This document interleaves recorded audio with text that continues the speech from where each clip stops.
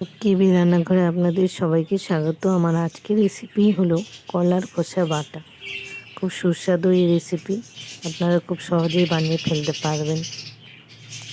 আমি এখানে নিয়েছি 3টে কলার খোসা। কলার খোসাগুলো কেটে ধুয়ে নিয়েছি। এবার কড়াইয়ের মধ্যে জল দিয়ে দিচ্ছি।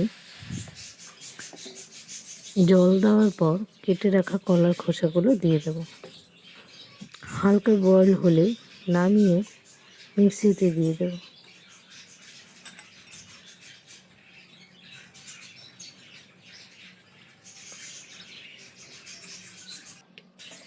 দিয়ে দিচ্ছি পরিমাণ মতো কাঁচা লঙ্কা ও 2 কোয়া রসুন। বাটাটা একদম রেডি হয়ে গেছে। এবার কড়াইয়ে দিয়ে দেব তেল।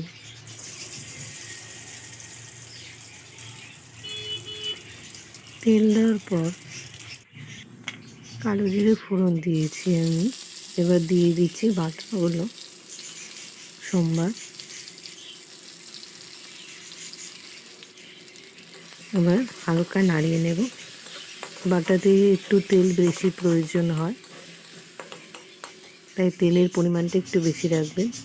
দিয়ে দিয়েছি নুন, হলুদ, কাঁচা লঙ্কা।